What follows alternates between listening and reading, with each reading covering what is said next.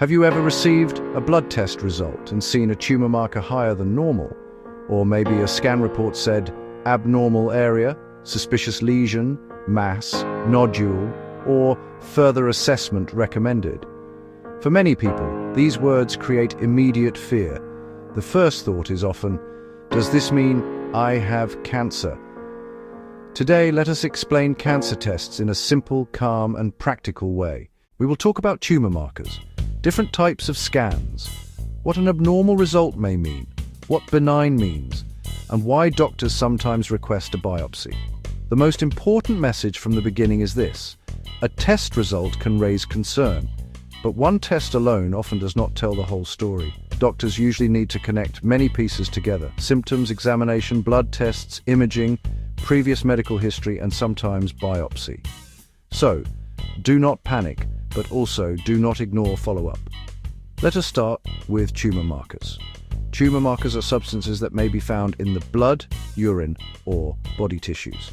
Some tumor markers can be produced by cancer cells. Others may be produced by normal cells in response to cancer or other conditions. This is why people worry when a tumor marker is high. But here is the important point. A high tumor marker does not always mean cancer. Some tumor markers can rise because of cancer, but they may also rise because of inflammation, infection, liver disease, kidney problems, smoking, benign tumors, or other non-cancer causes. For example, a marker may be slightly raised during inflammation. Another marker may change because of liver problems. Some markers can be affected by age, medicines, or other medical conditions. So, when doctors see a high tumor marker, they do not usually make a diagnosis from that number alone. They ask, how high is it? Is it rising over time? Does the patient have symptoms? What does the scan show? Is there a known cancer already? Was this marker used before for comparison? This is very important. Tumor markers are often more useful for monitoring a known cancer after diagnosis, checking response to treatment, or watching for recurrence in selected cases. But they are not always good screening tests for healthy people. That means it is usually not wise to order many tumor markers randomly without medical guidance. Why? Because a small abnormal result may create anxiety and lead to unnecessary tests.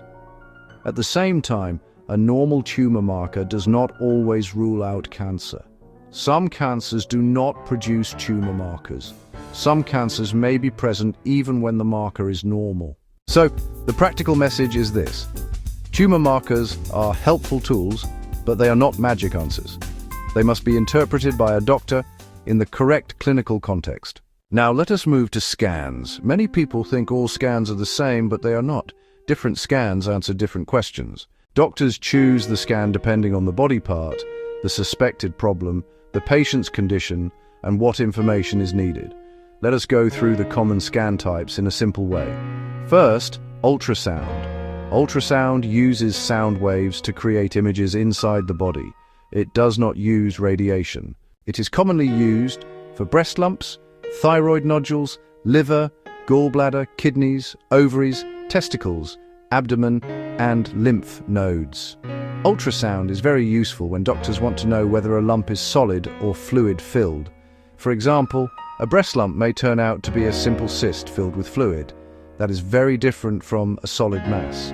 Ultrasound can also guide a needle biopsy, meaning the doctor can see the area clearly while taking a small sample. So, ultrasound is often a first, safe and practical scan. Second, X-ray. X-ray is quick and commonly used for bones, chest problems, and some first assessments. A chest X-ray may show infection, fluid, lung changes, or a large mass. But X-ray is limited. It may not show small or hidden problems clearly. So, if a doctor needs more detail, they may request a CT scan. Third, CT scan. CT scan uses X-rays from many angles to create detailed cross-sectional images. It is very useful for looking at the chest, abdomen, pelvis, bones, blood vessels, and many organs. In cancer care, CT scans can help doctors see the size of a tumor, whether lymph nodes are enlarged, and whether disease has spread to other areas.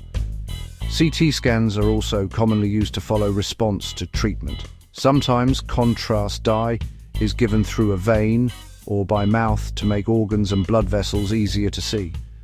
CT is fast and very useful, but it does involve radiation. This is why doctors request CT when the expected benefit is greater than the risk.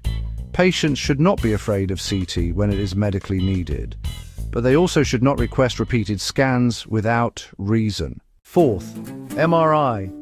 MRI uses a strong magnet and radio waves. It does not use X-ray radiation. MRI is excellent for soft tissues.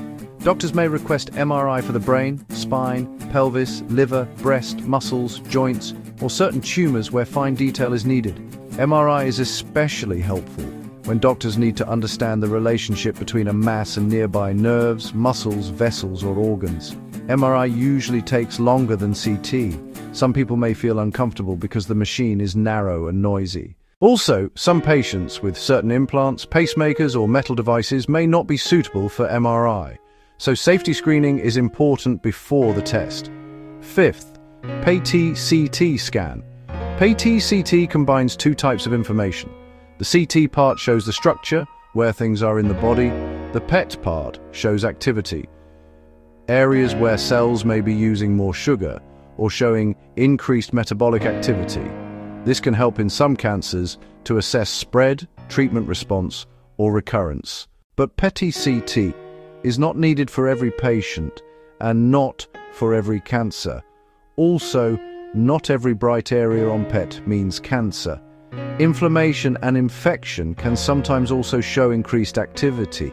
That is why PET-CT results must be interpreted carefully by specialists and connected with the full clinical picture. Sixth, mammogram.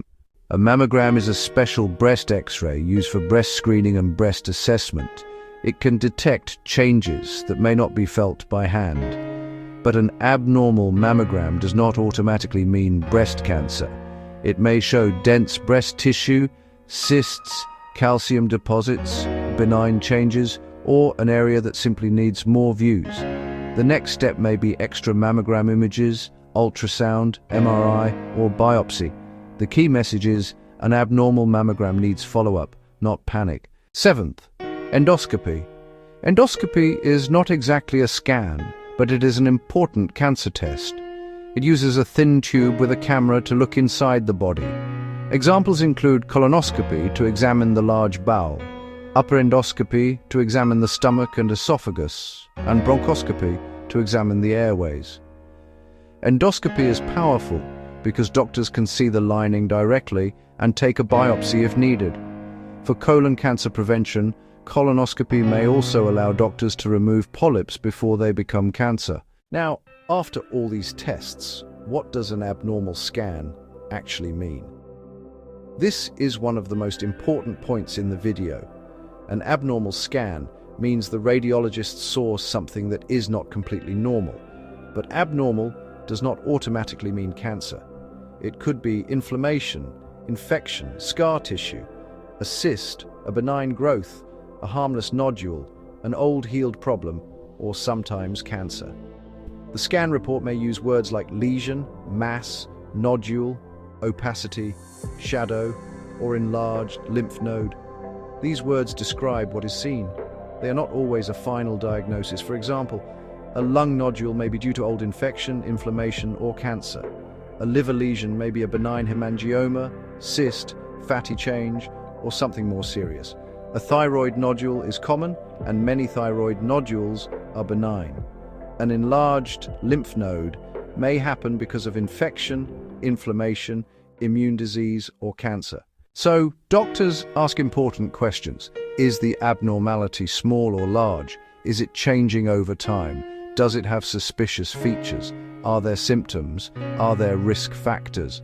Does it need follow-up imaging? Does it need biopsy? This is why comparison with old scans is very helpful. If a nodule has been stable for years, it may be much less concerning. If a lesion is growing, doctors take it more seriously. Now let us explain the word benign. Benign means not cancer. A benign lump usually does not invade nearby tissues and does not spread to other organs the way cancer can. Examples can include a simple cyst, lipoma, fibroid, some breast lumps, some thyroid nodules, or other non-cancer growth. But benign does not always mean ignore it. A benign growth can still cause symptoms depending on where it is. And for example, a benign brain tumor may cause pressure because of its location. A benign uterine fibroid may cause heavy bleeding. A benign thyroid nodule may cause pressure or swallowing symptoms if large. So benign is usually reassuring, but follow-up depends on the type, size, symptoms, and location. Now let us come to biopsy. Many people become very anxious when the doctor says we need a biopsy. They think biopsy means the doctor is sure it is cancer. That is not true. A biopsy means the doctor needs tissue to know exactly what the abnormal area is. Imaging can suggest possibilities, but biopsy often gives the final answer. During a biopsy, a small sample of tissue or cells is taken and examined under the microscope by a pathologist. The pathologist can say whether the tissue is benign, precancerous, cancerous, inflammatory, infectious, or something else. There are different types of biopsy. A fine needle biopsy uses a thin needle to take cells. A core needle biopsy takes a small piece of tissue. An excisional biopsy removes the whole lump or abnormal area. An endoscopic biopsy is taken during endoscopy. A surgical biopsy may be needed in some cases. Sometimes biopsy is guided by ultrasound, CT, MRI, or endoscopy to make sure the correct area is sampled. One common fear is, can biopsy spread cancer? For most modern biopsy procedures, the risk of spreading cancer is extremely low, and the benefit of correct diagnosis is usually much greater. Without a biopsy, doctors may not know what treatment is needed, and cancer treatment should not be started without proper diagnosis whenever possible. Now let us explain staging. If cancer is diagnosed, doctors need to know the stage. Staging means understanding how much cancer is in the body and where it is. Is it only in one place? Has it reached nearby lymph nodes? Has it spread to other organs? Scans are important for staging. CT, MRI, PET-CT, ultrasound, bone scan and other tests may be used depending on the cancer type. Stage helps doctors choose the best treatment. For example, a small cancer in one area may be treated differently from cancer that has spread. This is why scans are not only for diagnosis, they are also used for planning treatment and monitoring response. Now let us discuss a very common situation. The report says, follow-up recommended. This can be stressful, but follow-up does not always mean the doctor thinks it is cancer. Sometimes follow-up means the finding is probably not dangerous, but doctors want to check stability. For example, a small lung nodule may be repeated after a few months to see if it changes. A breast finding may need a short interval follow-up. A liver cyst may need confirmation. A lymph node may need reassessment after infection settles. The purpose of follow-up is safety. It helps doctors avoid missing something serious, while also avoiding unnecessary procedures. So if your doctor recommends follow-up, please complete it. Do not ignore it just because you feel well. Many early cancers may not cause symptoms. Now, when should people seek medical advice urgently? Please do not ignore unexplained weight loss, unusual bleeding, a new lump, a lump that is growing, persistent pain, change in bowel habits, blood in stool or urine, persistent cough, difficulty swallowing, a wound that does not heal, unexplained fatigue, night sweats with other concerning symptoms, or any symptom that is persistent, unusual, or getting worse. These symptoms do not always mean cancer, but they deserve medical assessment. Now, let us summarize everything clearly. A high tumor marker does not always mean cancer. A normal tumor marker does not always rule out cancer. An abnormal scan does not automatically mean cancer. Different scans answer different questions. Ultrasound is useful for many soft tissue and fluid-filled problems. X-ray is quick but limited. CT gives detailed images and is often used for chest, abdomen, pelvis, staging and follow-up. MRI gives excellent soft tissue detail without X-ray radiation. PET-CT shows areas of increased activity and is useful in selected cancers. Mammogram is important for breast screening and assessment. Endoscopy allows doctors to look inside the body and take biopsies. Biopsy is often the test that gives the final diagnosis. Benign means not cancer, but follow-up may still be needed. The final message is simple. Do not panic when you see an abnormal result. but do not ignore it. The safest approach is to discuss the result with your doctor, understand what the test can and cannot tell you, and complete the recommended follow-up.